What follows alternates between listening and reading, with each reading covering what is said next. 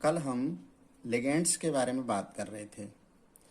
हमने देखा कि जो लिगेंड्स है, कोई भी जो कॉम्प्लेक्स कंपाउंड है, जनरली हम बात करें K4FeCN6 इसकी बात करें, तो ये जो K4FeCN6 है, इसमें ये जो साइनाइड है CN है, ये लिगेंड है। अब इस लिगेंड में हमने देखा कि यदि एक लोन पेयर है तो वह एक दंतुक, दो है द्विदंतुक, ऐसे ही तीन है त्रिदंतुक, और अगर छः हैं तो वह षट दंतुक कहलाता है।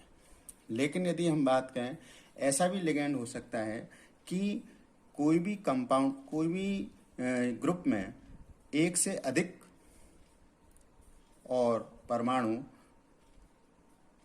लोन पेयर को दे सकते हैं। अब ऐसा साइनाइड हो सकता है।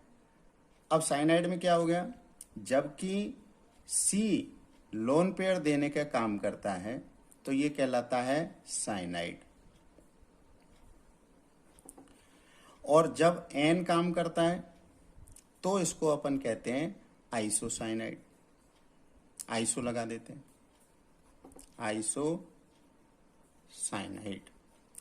तो ग्रुप एक ही है, लेकिन एक बार में एक ही परमाणु लोन पेयर देने का कार्य कर रहा है। तो इस प्रकार से ये जो लिगेंड्स हैं, ये लिगेंड्स कहलाते हैं उभय दंतुक लिगेंड।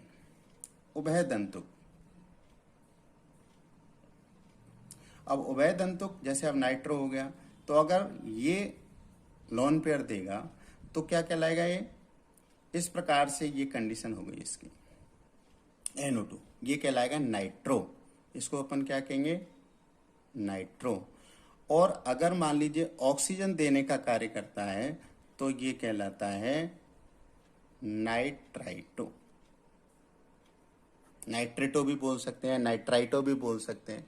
तो इस प्रकार से ये कहलाएगा नाइट्राइटो। तो ये कहलाता है उभय दंतुक लिगेंड।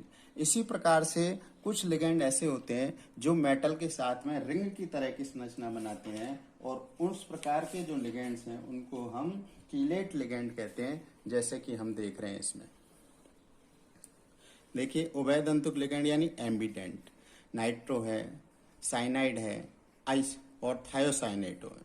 तो ये उभय दंतुक लिगेंड। कीलेट लिगेंड की हम बात करें तो कीलेट लिगेंड में द्विदंतुक लिगेंड इस प्रकार के होते हैं सामान्य रूप से, जैसे कॉपर एथिलीन डाइअमीन के साथ में जुड़ रहा है तो इस प्रकार से वह जुड़ जाएगा। तो ये जो रिंग बन रही है, ये रिंग कहलाती है कीलेट रिंग, और इसलिए ये जो लिगेंड्स है एथिलीन डाइअमीन, ये क्या कहलाएगा, कीलेट लिगेंड की तरह कार्य करेगा। इसी प्रकार से ये OX को किससे रिप्रेजेंट कर रहे हैं, ऑक्सलेटो से। ऑक्सलेटो से रिप्रेजेंट कर रहे हैं। ऑक्सलेटो को इस प्रकार से लिख सकते हैं, तो ये ऑक्सलेट भी कैसा हो गया, कीलेट लिगेंड हो गया। तो इसी प्रकार से हम किसी भी कॉम्प्लेक्स कंपाउंड में उपसय संयोजन संख्या कैसे ज्ञात करेंगे, कोऑर्डिनेशन नंबर।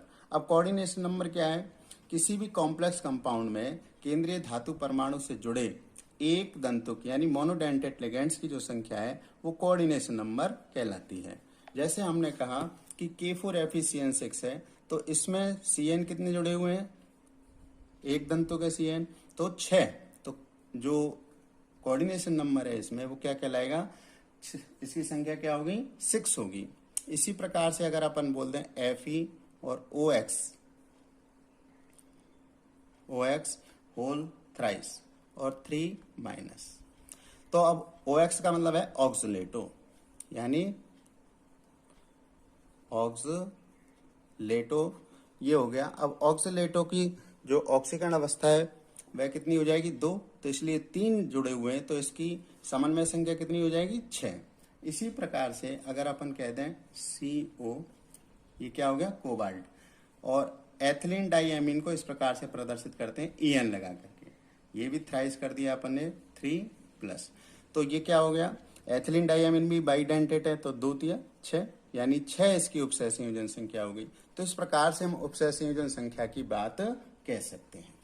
इसी प्रकार से यदि समन्वय मंडल की बात हो सकती है या फिर आयनिक मंडल की बात हो सकती है, तो हम ये जो यौगिक है इसको हम विभाजित करें तो इसका विभाजन कैसे हो जाएगा, 4K प्लस FeCN6, ठीक है, और ये क्या हो जाएगा 4-।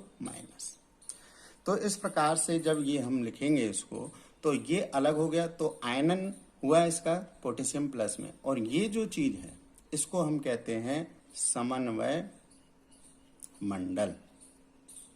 तो दो भागों में बट गए। समन्वय मंडल में केंद्रीय धातु परमाणु होगा और इससे ये जो जुड़े हुए हैं समूह, इनको अपन लिगेंड्स कहते हैं। और लिगेंड्स जुड़ने के बाद में और ये आयनिक मंडल के साथ मिलकर के क्या बनाता है, दोनों मिलकर के कॉम्प्लेक्स कंपाउंड बना लेते हैं। तो बड़े कोष्ठक में जो भी रहता है उसे हम समन्वय मंडल कहते हैं। तो इस प्रकार से हम इसको डिफाइन कर सकते हैं। केंद्रीय परमाणु से जुड़े लिगेंड्स को एक साथ वर्गाकार कोष्ठक में लिखा जाता है, जिसे समन्वय मंडल कहते हैं।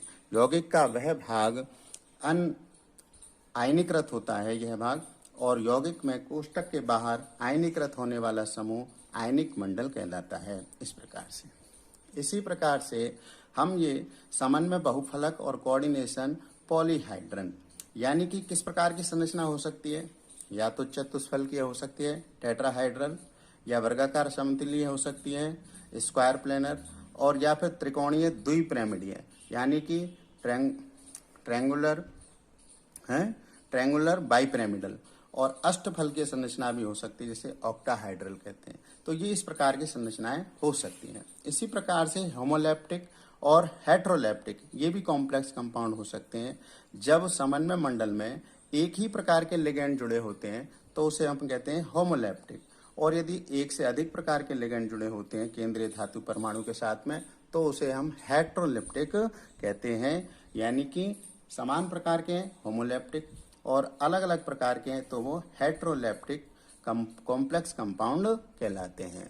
इसके बाद में हम IUPAC नाम किस प्रकार से इन यौगिकों का लिखेंगे उनके बारे में हम बाद में चर्चा करेंगे।